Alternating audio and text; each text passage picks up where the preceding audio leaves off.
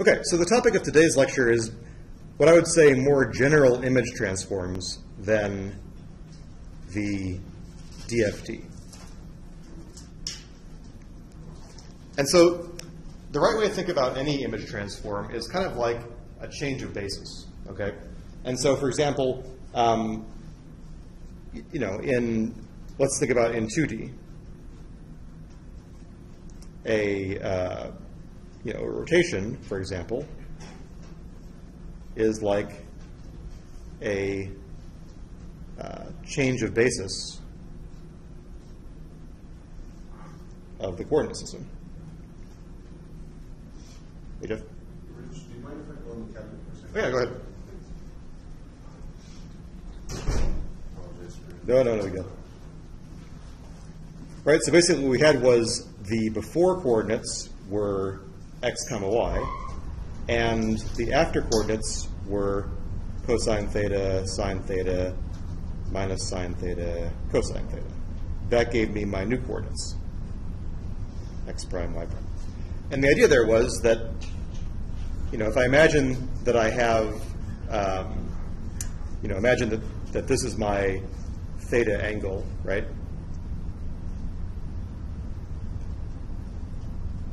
So the idea was, suppose that I have a point over here, right? Either I could describe it by its coordinates x comma y, or I could describe it by its new coordinates, like this, x prime, y prime, right? So the idea is that those are both equivalent ways of representing the same 2D point, right? No information is lost if I represent it in terms of the xy space or the x prime, y prime space, okay? And that's a useful way of thinking about, transformations in general, right? And so if I want to expand this from a two-dimensional situation to a higher dimensional situation, we can create what's called a unitary transform. Okay, and so those of you who took linear algebra or remember this from back in the days of IEA, right, or even the third semester calculus plus linear algebra class. So basically, a unitary transform is defined as follows. I have some output, and I have some input. So let me write this down first.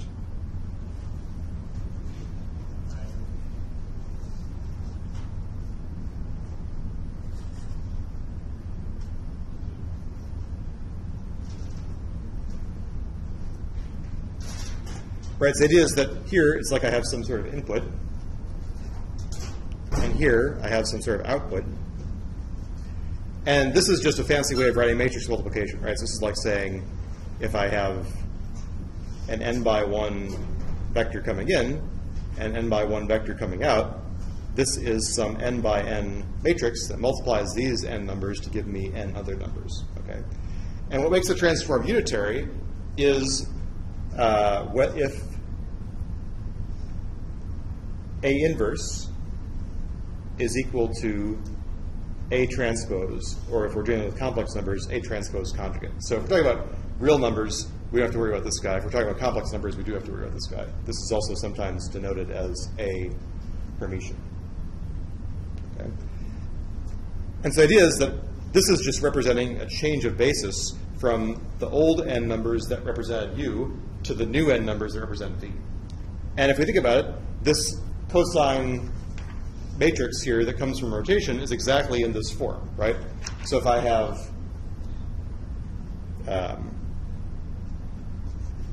this thing,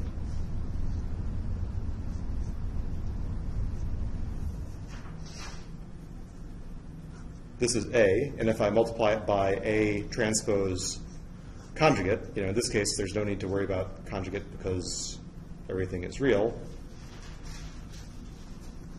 Well, when I multiply this row times this column, I get cosine squared plus sine squared is 1, no matter what theta is.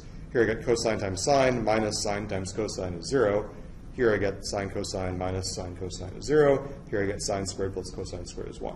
Right? So I can see that this matrix satisfies this unitary property. And one way to think about that is that the rows of the transformation matrix should be, number one, unit length, and number 2 perpendicular to each other, right? So basically, the columns of A, I guess it doesn't matter. The columns of A are unit length and perpendicular to each other.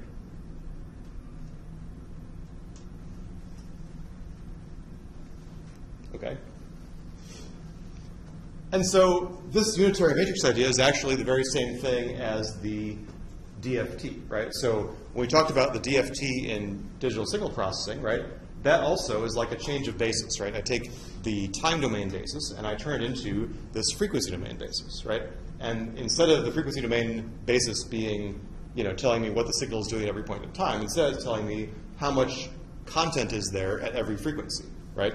So in 1D, we also have the discrete Fourier transform basis, right? What that means is, well, how would we define the one-dimensional DFT? Well, this was my output, and then this was my DFT formula.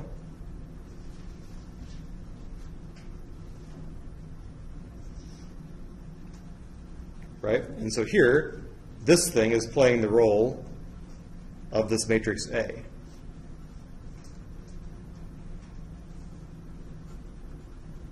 Right? So this we could think of as like the Fourier matrix.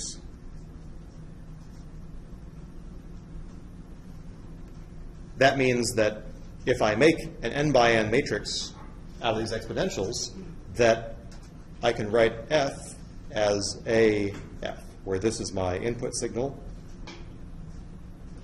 this is my output signal, this is this n by n Fourier matrix with complex exponentials inside of it.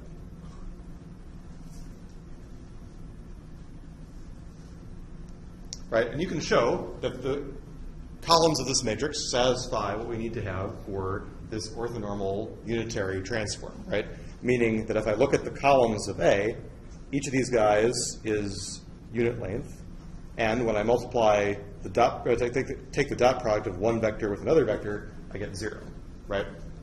Kind of, if you remember way back when in signal systems, we kind of proved that all these cosines were mutually orthonormal, right, perpendicular. So kind of as a refresher, why is that true just as a sketchy way, right? So remember that, one of the, the first column is like constant DC. The second column is like a complex cosine, right? So you can imagine that what I'm doing is I have a cosine that is like one period like this. And why are these two things perpendicular? Well, it's like saying that, here, if I dot product this with this, I've got half of the result is above the line, and I've got a mirror image half that's below the line, right? And the same way, if I have something where I've got two oscillations, I kind of have the same thing. You can kind of match up pieces where there's an equal amount above the line, equal amount below the line for every pair of basis functions, right? And so this 1D Fourier transform gives us, a lot of nice properties. For example, the convolution property that we use a lot in DSP. And we also talked a lot about, in DSP, the fast implementations of this algorithm, right? It turns out that there's something about the way that this Fourier matrix is put together that we can decompose it into shorter Fourier matrices. So we talked about things like the radix 2 DFT, which allowed us to take, for example, 8-dimensional DFT and turn it into 2 4-dimensional DFTs that were easier to do, right? So you remember back in our lectures, we had a couple of lectures about making this computation faster, okay? And so in this class, we talked about the 2-dimensional DFT. So just as a refresher, that was defined as a function with 2 kind of frequency outputs. And now I have a double sum. And here's my input image, for example. And now I have something that depends on both x and y and u and v over here. Oops, I guess this is going to be m. This is going to be n. And one way of writing this is imagining that I have a couple of Fourier matrices like this. So here, this guy is an m by n image, an input image. What I want here is an m by n output image. And it turns out that the way that we can write this, we talked about how basically this two-dimensional DFT was separable, meaning that I could do DFTs along the rows and DFTs along, DFTs along the rows and DFTs along the columns. And since this exponential kind of nicely separates into the x part and the y part, I can think about this as here, this is an n by n DFT matrix, and this is an m by m DFT matrix. And so here, if I multiply everything together, if m times m times m times n times n times n gives me this m by n that I want, right? So this is kind of in practice the way that this would work. And so this is an example of a 2D unitary transformation.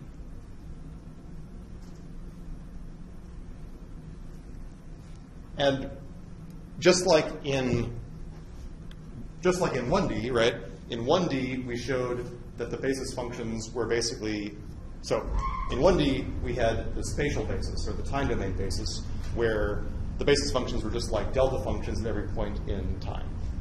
The same kind of thing is true here. So basically, we have the spatial basis, which is something like matrices that look like this.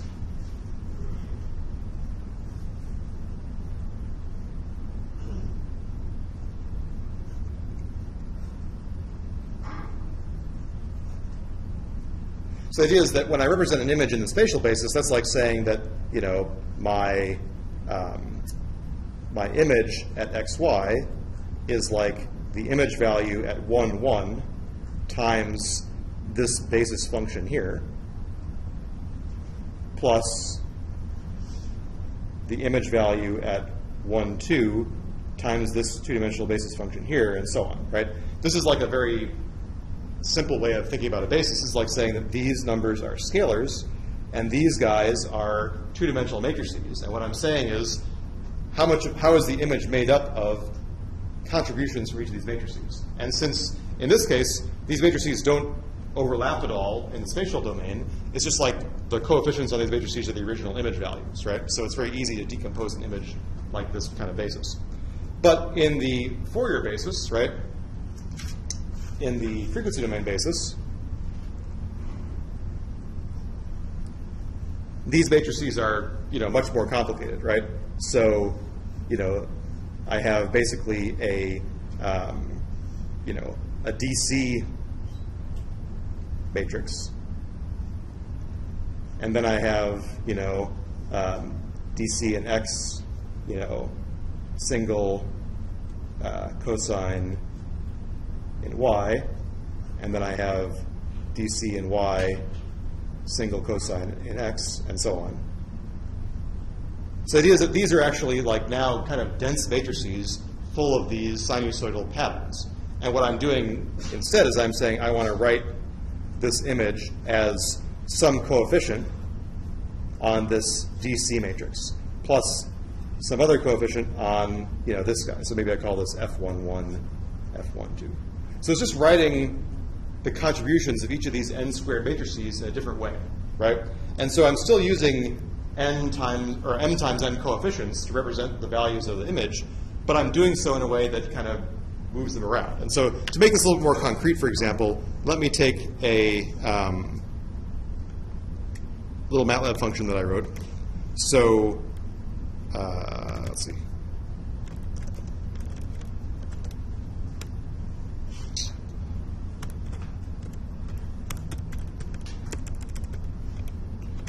Okay, so this image is a tiny image, okay? It's like literally an 8 by 8 image of, whoops, 8.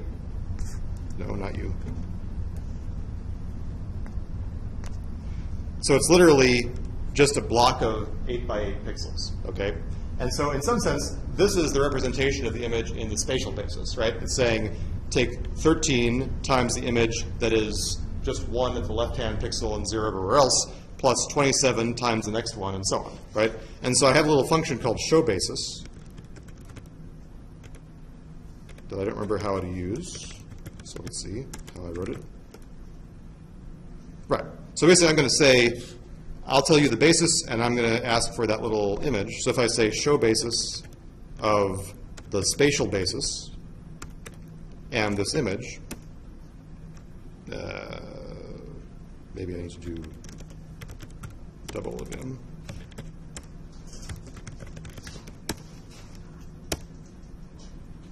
Okay. So here, this is like an extremely simple way of thinking about the 64 basis images and how much of those basis images is adding up to give me the original image, right? And so in the background, you can see that these guys are, you know, the basis images. Like here's the one I showed you where it's 1 at the upper left-hand pixel, 0 everywhere else, and I have 13 times this image, plus 27 times this image, plus 44 times this image, right? So I need to add up all these little basis images to get back my original image, okay? And here what I've done is I've colored in red, I think I set the threshold something like 90%. So I asked myself, okay, so which coefficients have 90% of the, you know, energy of this image, right? So if I want to know, you know, how many of these basis images do I need together to get 90%? How many of these basis images do I need to add together to get back roughly 90% of the energy of the original image? I would need to add mostly these images and these guys in the middle that have big time numbers, right? But there's another basis, right? So the other basis is the Fourier basis. And so if I do, I have to remember what I called this basis here. DFT real. Of course, I can't necessarily show the complex Fourier basis. I can only show like the real part of it. So here, this is kind of like showing what are the basis images, the real versions of the basis images for the Fourier transform looking like if I'm talking about a small guy, right? And so again, the interpretation here is that one of the images is totally flat. That's like the DC in both directions. Then as I go in this direction, I have basically, I wonder if I can show this without, I wonder if I was clever enough not to include this. Yes, okay. So basically these are the input basis images, right? So in one direction, I have increasing frequency along the columns, right? So here, this is like 1 cosine that goes 1 revolution. This is like one that goes 2 revolutions, 3 revolutions, 4 revolutions. By the time I get to here, this is the highest frequency oscillation I can have for an 8-length vector, right? So this is like the highest frequency, and then I start to go back down to low frequency. Here I have the same thing in the other direction, and then as I multiply these guys together, I get these kind of diagonal basis functions that we talked about a couple lectures ago, right? So now, and then here, this is like the cross product, or the cross term of highest frequency in X and highest frequency in Y. So this is kind of like the highest frequency in both directions, okay? So this is like a very crude, basis because I'm only talking about an 8x8 image. But now I can ask myself, okay, so if I want to take my original image and represent it like a linear combination of these underlying images, now the advantage of the DFT is that I can use fewer, hopefully there are fewer large coefficients in this DFT space, right? That's the kind of fundamental idea behind things like image compression, for example. We're going to talk about that a lot after the exam. But it turns out that most images are not really checkerboardy looking, right? Natural images vary smoothly, right? So we should expect that if I write things in this basis, there's not going to be a lot of contribution from these really high frequency, X and Y checkerboards, right? Because real images don't really look like that. So what happens if I were to represent my little thumbnail in that basis? This is like saying the complex numbers that are, corresponding to multiplying each of the complex basis functions.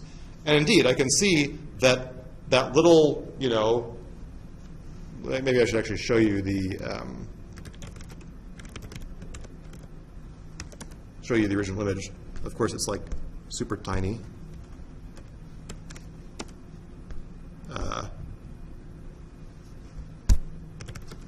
Right, so the thing on the right is the original image, right? So it's really just like a little spot in the middle, right? So there's no checkerboardiness at all to this natural image. As you can imagine, this could be like if you were to zoom in on, you know, the button of my shirt or a star in a galaxy or something like that, right? This is the kind of picture that you would get. And so if I think about how much of those basis coefficients do I need to add to get there, I get this, right? So I need to add a lot of DC, and remember that we know that the DC value is basically the sum of the values of the pixels, right? So that value is really big. Then I have some pretty big coefficients on the low frequency, slowly varying x and y sinusoids. I've got some slightly bigger values of the cross terms. By the time I get all the way out to here, I have very little, you know, contribution, right? And this, as we're going to talk about after the exam, is kind of the fundamental concept behind something like image compression. To say, okay, if I can only give you, say, 10 of the 64 coefficients to represent the original image, what 10 should I choose? In the spatial domain, that's a hard decision to make because almost every pixel contributes equally to the interpretation of the image. Whereas here I could say, okay, what I would do is I would take, you know, these red numbers and maybe some of these bigger numbers over here, and when I add up the linear combination of those images, I get back something that looks very much like my original spot, right? That's the fundamental idea. And so, that's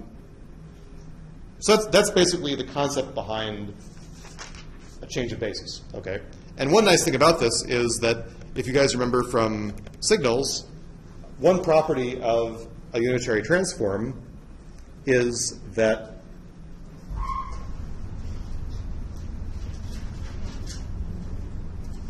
the sum of the squares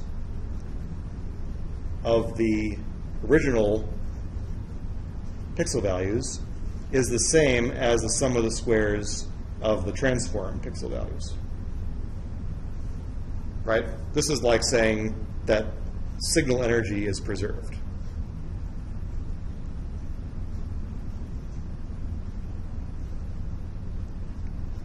And this is a different way of saying, if you remember Parsifal's theorem from way back in signal systems, that's kind of the idea.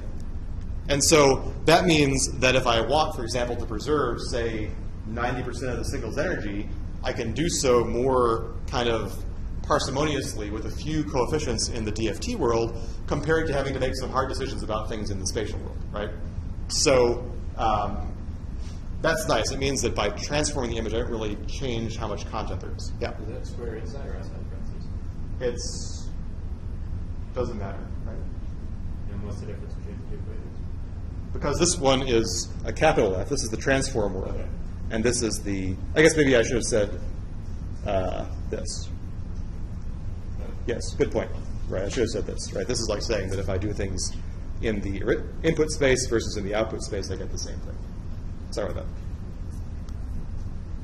that. Okay, so questions or comments about this idea of a change of basis?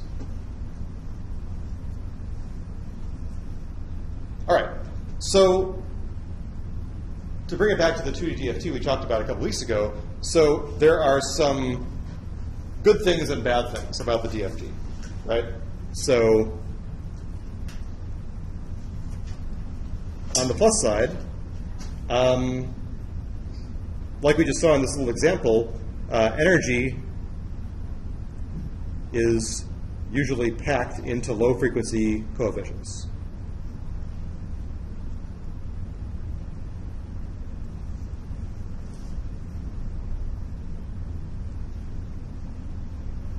And that has real implications for compression, right? That means that when we talk about image compression, something like the DFT is going to help us out a lot because we can throw away lots of the DFT coefficients that are small or zero and not change the way the reconstructed image looks. Okay, so that's good. Another one is that we have the convolution property.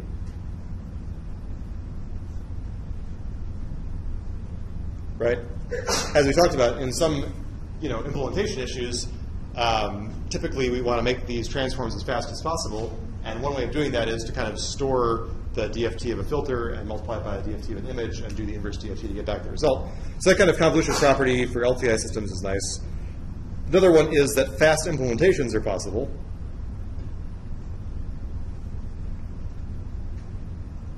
So we know about the FFT, Matlab's FFT is basically a shrewd way of accomplishing this matrix multiplication in a very fast manner, right? So we're not actually taking the Fourier matrix and multiplying it by the image.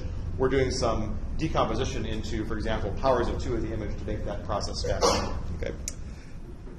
On the other hand, there are some bad things. One of the main ones is that the transform is complex, even if the image is real.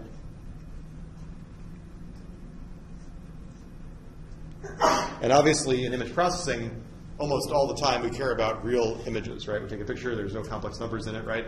So even though there are some symmetries in the DFT that we know come from kind of these properties of, what happens when we take the Fourier transform of a real signal, it's still kind of a pain to carry around all these complex numbers, especially since many of them, half of them, are redundant, right? So we'd like to find maybe a transform that doesn't have that property. Another one is that the basis functions span the image height and width. And what I mean by that is that, the spatial domain for representing an image is good in the sense that suppose I just had like one tiny dot, right? And I guess we can actually see this over here. So let's suppose I make an image that is all zeros except for one dot in the corner. And now I ask myself, how does that basis project here? Oops, I think I did something wrong here. Maybe I should just say this times 250. Oh, actually, this makes sense, right? So remember that the DFT of an impulse is a constant, right? And the DFT of a constant is an impulse, right? So here I've got an impulse in the frequency domain, or time domain, spatial domain, corresponds to a constant in the DFT world, right? So here, this is like the bad flip side of the DFT is that if I have something that's very localized, very isolated in the world of the spatial domain, I still need a lot of frequency domain coefficients to describe it. And the reason for that is that every one of these frequency domain basis functions takes up the whole image domain, right? And so it's impossible for me to really localize one thing in the image domain without adding up lots of combinations of these guys. And so if I wanted to be a little bit more, a little bit less synthetic about this, let me make, for example, a slightly more localized image. So let's say, again, let's do this, and let's say that I take the 3, 3 guy, and I make that equal to some value, and this is just a toy example.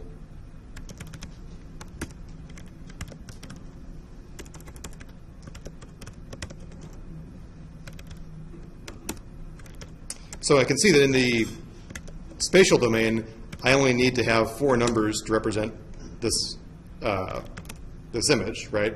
But if I were to bring this and look at it in this domain, right, here there are large contributions from lots of frequency coefficients because I need to add up lots of frequencies to get for me that very sharp, sharp-edged, almost like a pulse, right? And in fact, if we were thinking about this, this is going to be kind of like a sink, right, in the DFT world because I've got the pulse more or less in the other world. So anyway, this is kind of like the flip side of needing a lot of frequency domain coefficients to represent something that's localized in the spatial domain. Okay, so let's talk about what we can do about that, or at least what we can do about some of these things, right? So can we, for example, make a more general transform that has the same kind of pros, but fewer of the cons, okay? And so the way we do that is by, instead of using the Fourier transform matrix, we use some different matrix. As long as it has this property where it's got, basically A transpose is equal to A, it's a unitary matrix, we should be able to interpret that as a change of basis to some different basis, right? And so a key one for image processing is called the discrete cosine transform.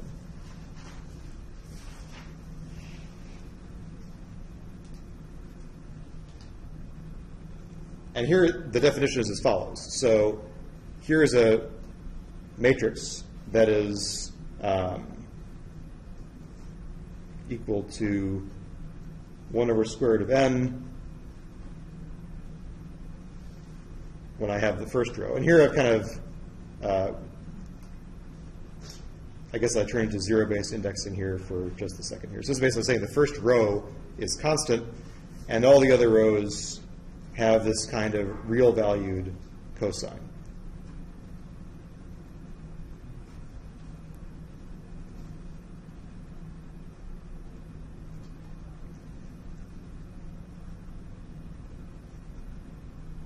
So this is basically an n by n matrix that has a constant first row, and it has other rows that correspond to more and more, wiggly cosines, right? Because as k, that is the row index, increases, these cosines kind of become higher frequencies. And so the idea is that now I have this C matrix that would replace, so for example, remember we talked about the output, m by n output, being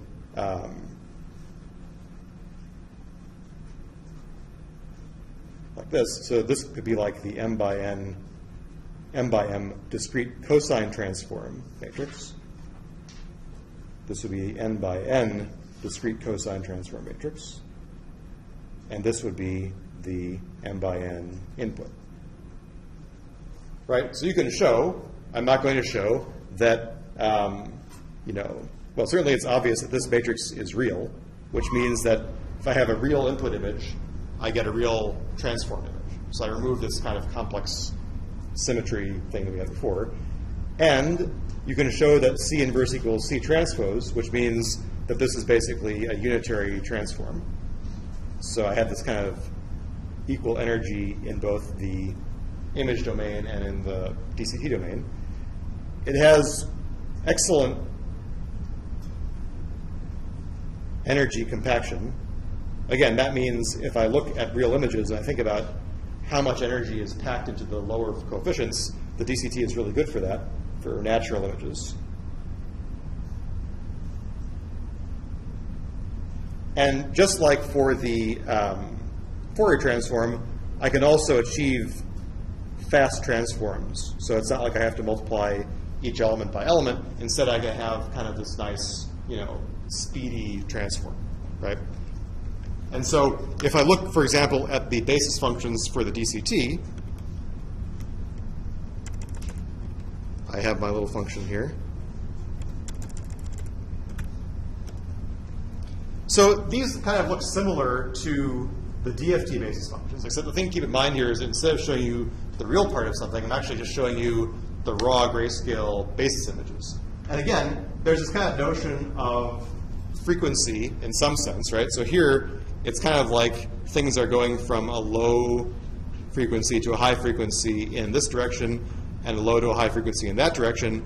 And as I multiply these things together, I kind of get checkerboards, So now it's kind of like, pretty close to what the DFT does, except it does it with just real valued functions. And if I were to look at the DCT of that Gaussian image before, I can see that it has kind of the same properties, that I only need a few very large coefficients to represent my original image, right?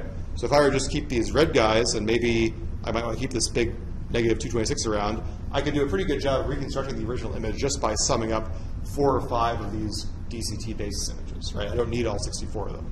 Many of these coefficients are very small or 0, right? Question? What happens if you put a constant in? What happens if I put a constant in? Well, so a constant I can already tell, so here, basically it'd just be one value, right? Right, because a constant value is exactly what the DC image here looks like. Right? I'm still going to have the same kind of problem. Like if I were to look at my little image here, this is the one that had just like 4 non-zero coefficients.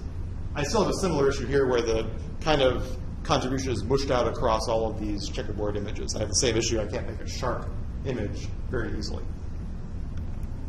But the plus side is everything is real, and that is good. And it turns out that that's actually the basis for a lot of image compression algorithms. And so the DCT is a critical part of the JPEG algorithm. So if you have a JPEG image, that's what's going on. And we're going to talk about this after the exam. But basically the idea is I take the input image, I split it into 8 by 8 blocks.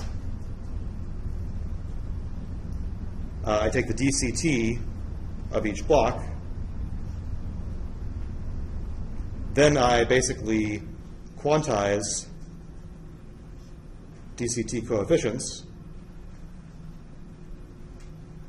And by quantization, what I mean here is that I'm going to use more fidelity or more bits for the lower DCT frequencies, right? That's like saying, I really want to make sure that I keep the DCT contributions where the signal is likely to have, multiples of those basis functions.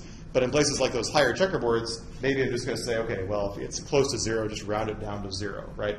That will save me a lot of space. And then I'm basically going to code up the quantized coefficients. And in a very simplified way, that's what's happening inside your JPEG file. The JPEG is a record of, for every 8x8 block, what are these quantized coefficients? And then when you use Microsoft, or when you use Photoshop or something like that to open up the image again, it's undoing this quantization and bringing things back from the DCT domain back into the spatial domain so you can see the picture.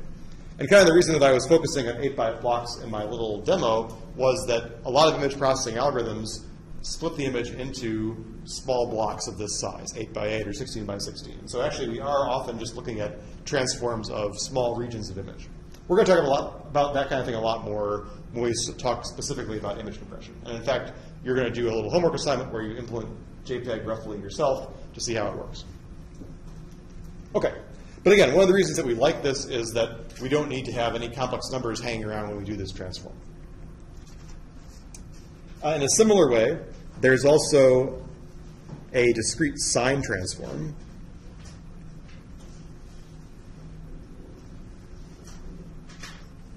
I mean, there are an infinite number of image transforms, and so I'm just going to say a few of them. So the discrete sine transform is nice in the sense that I don't have to have this kind of if-then formula for it. And it looks almost like the DCT.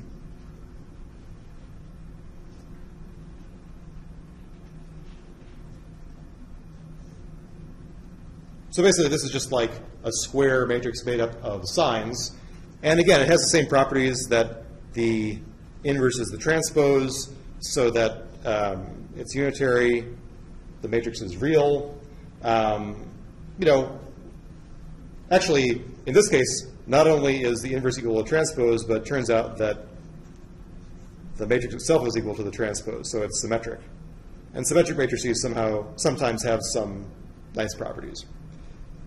But one disadvantage of this kind of thing, same with the DCT, is that all of the matrix multiplications that we need to do are still involving trigonometric functions, right? Sines and cosines.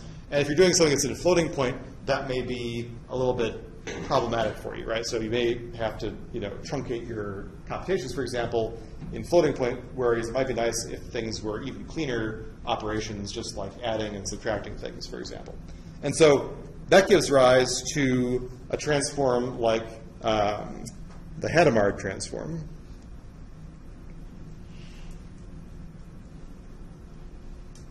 So the Hadamard transform, the basis functions only contain fundamentally plus or minus ones. That means that to implement this, all I need to do is add and subtract things.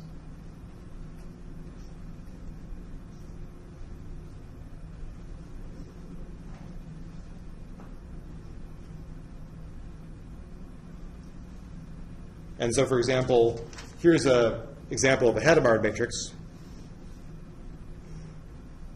I'm just going to kind of write this in a certain way here. And again, this is tedious. You don't have to write this down yourself.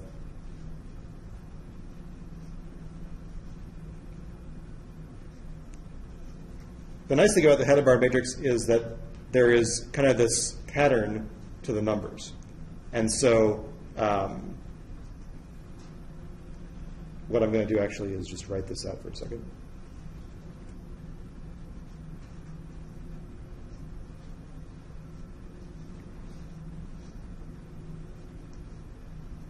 So here you can see the matrix that I put in the lower right-hand corner is just the negative of the matrix I put over here. And actually these two guys are going to be exactly the same matrix as I have over here.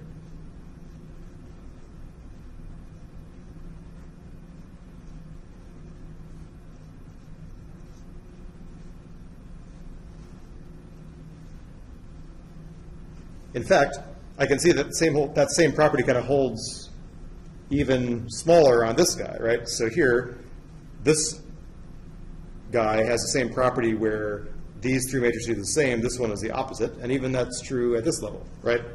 So there's kind of like this way of constructing these Hadamard matrices that's really simple, where if I say something like, you know, my nth Hadamard matrix is related to my matrix that is half as big by this nice recursive property. The only thing I'm going to say is that, so here I would call this, for example, H3, which is like, you know, 2 to the third power equals 8, right? The only thing I would say is that actually to be totally fair to make this a actual unitary transform, there is one floating point number that I would need to include out here, and one floating point number I need to include out here. This is what would be needed to make it unitary.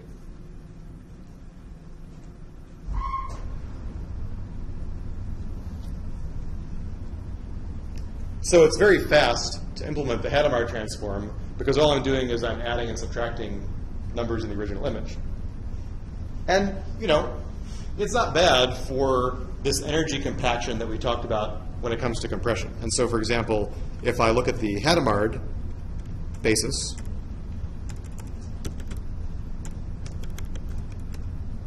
so this just looks like literally black and white checkerboards, right? Where black is -1 and white is 1.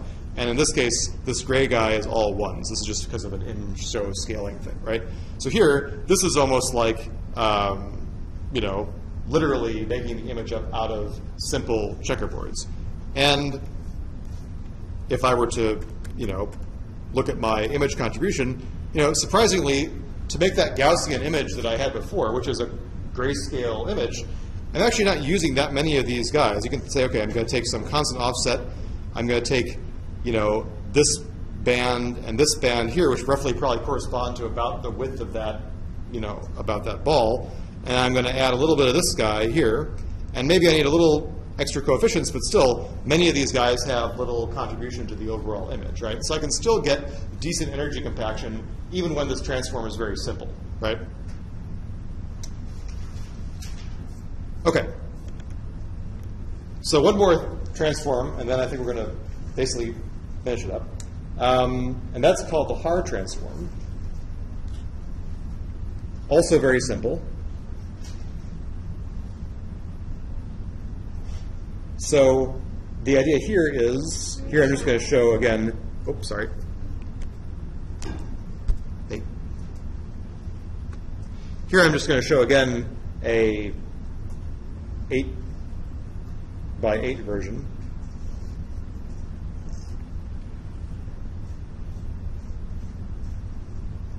So I'm going to have a constant guy over here, then I'm going to have this guy over here, this guy here. So the advantage of the Haar transform is that it's kind of got this more local property.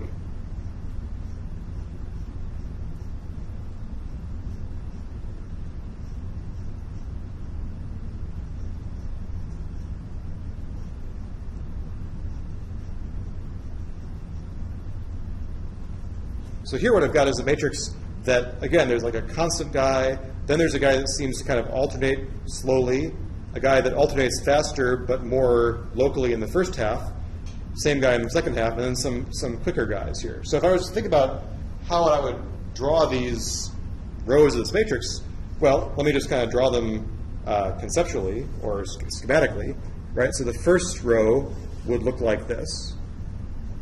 The second two rows would basically look like this. Or I guess this is the second row. Then I would have the third row and the fourth row. And then I would have these guys would be my last 4 rows.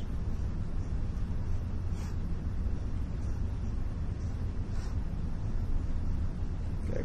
So kind of one thing to observe is that, first of all, it's easy to see that these basis functions are mutually perpendicular, right? Because, for example, if I integrate this guy against this guy, I can see that, you know, this guy is only non-zero here, and it's half the time above the line, half the time below the line, right?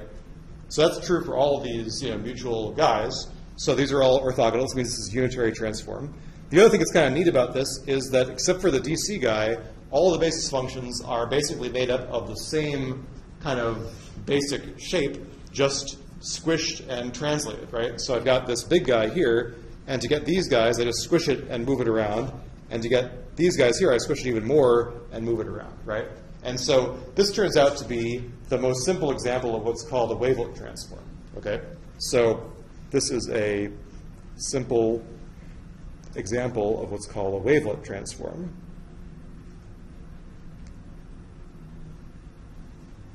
And so wavelets would be a good project idea, for example, to think about what exactly is going on there. Wavelet transformations are very important in modern image processing.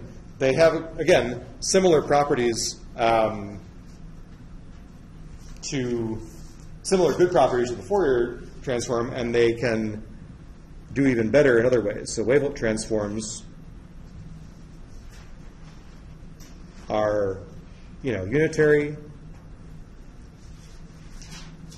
One advantage of wavelet transforms that is really useful is that you know, they can represent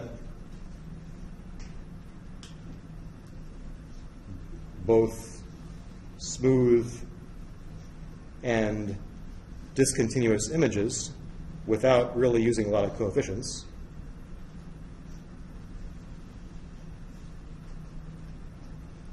It has what I would call local basis functions. What I mean by local basis functions is that if I look at the basis of the Haar transformation, again, the Haar is like the simplest wavelet transformation. You wouldn't really use it in real life.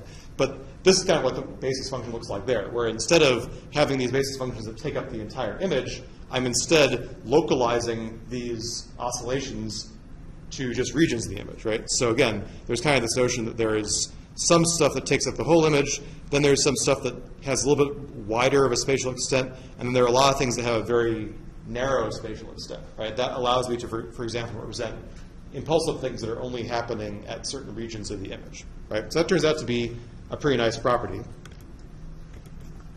One thing that's extremely exciting about wavelets and why people are excited about them is they're computationally extremely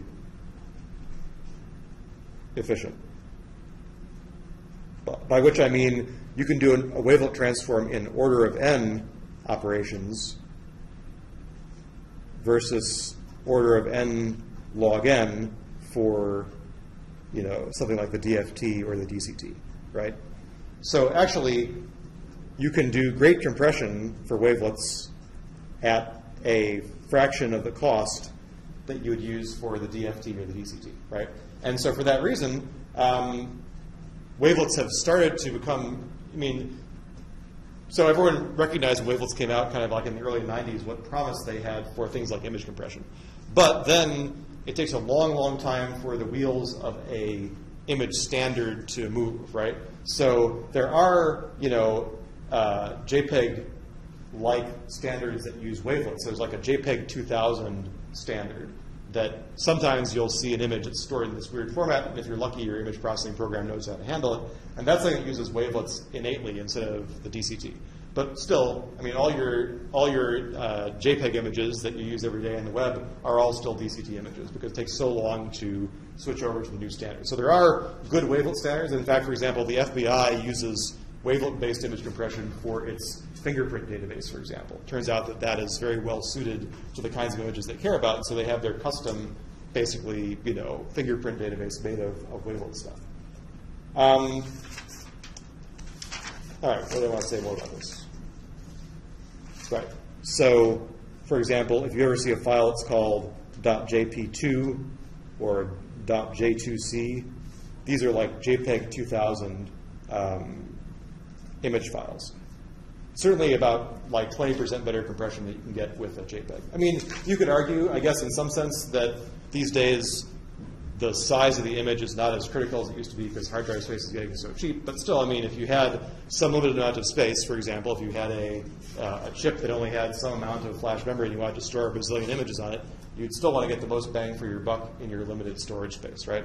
And given the fact that it's so easy to apply and unapply the transform, then why would we not do it with wavelets, right? So again, that might be a good project idea for someone to look into more deeply. And the kind of last thing I want to say about this is that,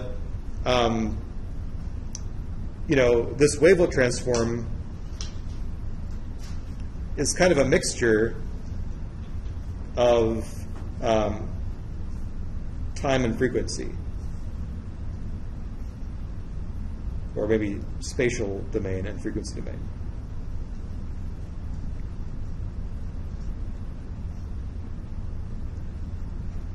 So kind of one way to think about this is that, you know,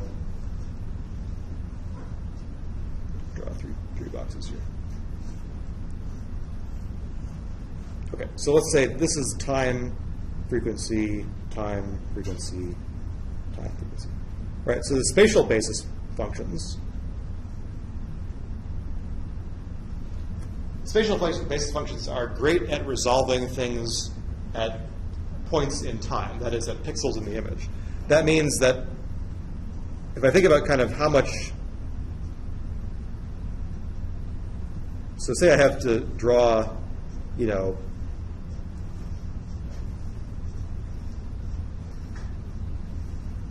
so kind of the way I think about this is that, you know, suppose that I think about the representation of an image as taking all the image information I have, that's what this square is, and dividing it into n equally sized pieces, right? That's kind of like what the transform is, right? So one way to do it is I could say I could take each of the n numbers describing the image, and those are my n pieces, right? Each of these rectangles has the same size, and it means that I've got very, very fine resolution in the time axis, but I have no sense of the frequency domain, right? Because there's no, you know, there's no notion of oscillations across the whole image. I can only tell you what's happening right at this pixel, right? The DFT basis is kind of the total opposite, right? Where I have these n numbers now represent the contribution of each of these frequency domain basis functions, but I have no idea exactly what's going on at every point in time of the signal, right? I'm kind of only, you know, so that's kind of what we showed, was that if I wanted to represent something that was very localized in time, I would have to use all these frequency functions to analyze that very simple signal, right? So I have great frequency resolution, but very poor time resolution. The wavelet basis is, one way I think about it is that instead of having these n boxes all be these skinny rectangles, instead what I could have would be something like this, where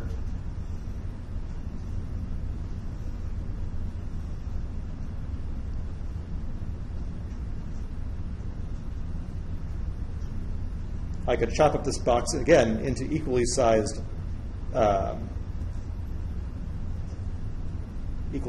things. And in some regions, I have something that's kind of more like things that go across the entire time domain. And in some regions, I have things that are very time localized, right?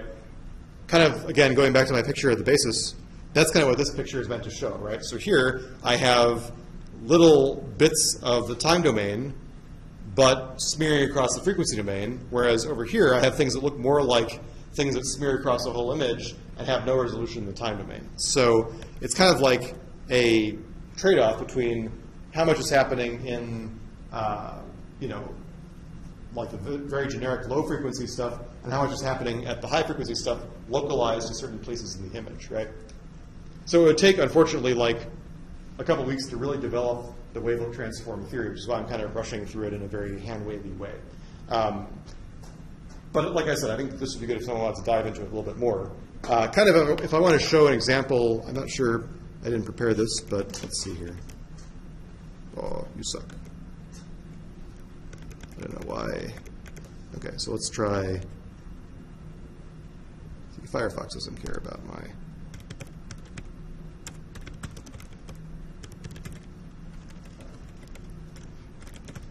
see what we see here. Right. So kind of here's an example of what a wavelet transformation might look like, right? So again, if I think about my basis functions,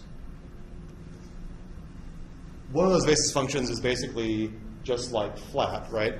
And then I start to get things that are basically like edge detecting filters, right? So if I go back to my picture of what these basis functions look like, these are basically like local edge detectors, right? So this is like a edge detector that applies very coarsely to the very low resolution, the very lowest edges in the image. This is like more of a fine detail local edge detector. And so what you get when you do a wavelet transform is something like this, where you have, at the lowest level, you have what looks like basically a smooth or a low-pass filtered version of the image that looks very small.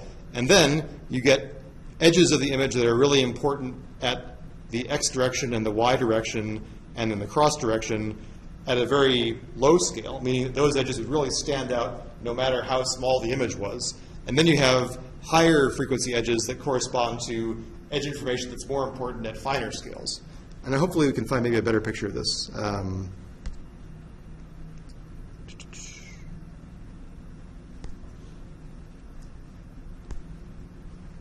Try to find a nice example that has more than just two scales, like here, for example. No, that's not what we want. Again, probably would have been better to prepare this before. What I'm trying to find basically is something that kind of indicates this notion that, well, I hate using that Lena image, so I'm not going to do that one. The virtues of preparing for class.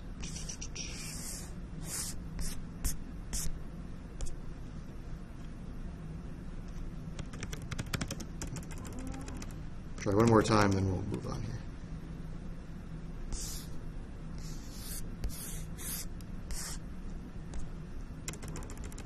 I guess now I get pictures of filter banks and stuff like that. All right. So I think that example that I showed earlier was about as good as I can get from quick Googling, something like this, right? So basically, the idea is that, there are edges, for example, that are really important. Like here, this edge filter is picking up the sharp, strong edges between this guy's head and the background up and down. This filter is picking up sharp edges going the other way. And this filter is kind of like diagonally oriented on his head. So you can kind of see the edge detecting happening.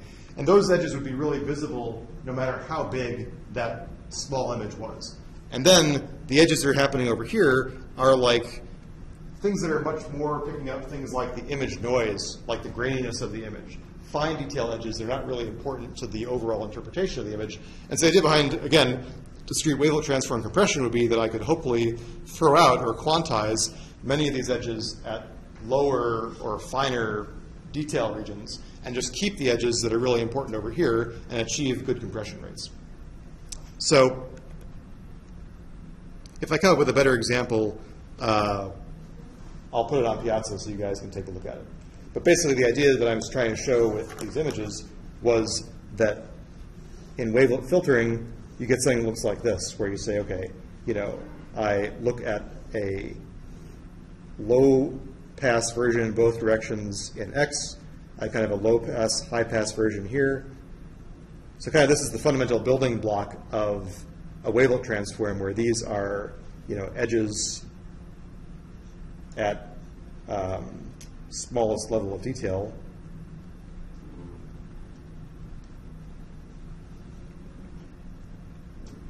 And this is basically like a low-pass filtered image. And then I keep doing that. So basically I say, okay, now I leave these edges alone, and then I do another decomposition like this, where I have basically,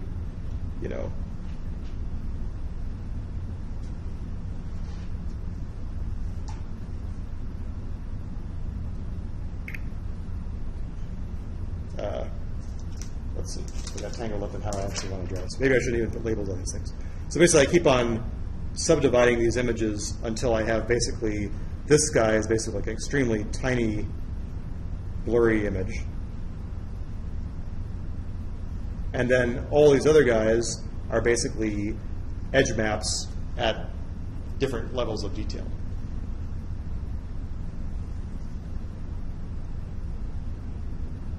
Okay. So I think I'm going to stop there in the hopes of not making a further hash of this than I already have. But basically that's the idea, is that what I'm trying to do is represent what's important at different scales of the image. Okay, so this is kind of what's called a multi-scale or multi-resolution analysis. Instead of having every,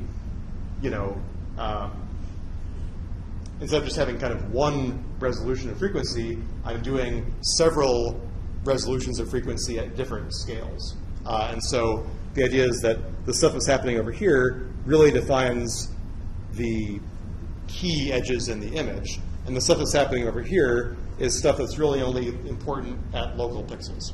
And then depending on how much I care about keeping that stuff, I can throw away kind of great swaths of the edges over in those regions and still get an image that looks pretty much like the original. Okay. So I'm going to quit while I'm ahead and stop with that. So again, for all intents and purposes, what you guys need to know just for big picture understanding is that, number one, in the DSP world, we were kind of used to these two basic representations of signals, right?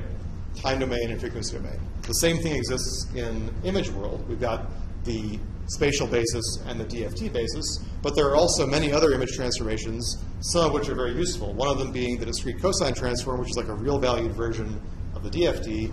And then there are these other basis functions like the Hadamard Transform, which is all plus or minus ones, or the Wavelet basis, which lets us get this kind of multi-resolution time-frequency analysis that turn out to have different uses for different reasons. And so it's not like you're locked into either time domain or frequency domain. You have lots of options in image processing. And so we're going to talk more specifically about the DCT and its use for the JPEG standard after the exam. Okay, that'll stop. And pause and ask for questions. Any final questions about the exam?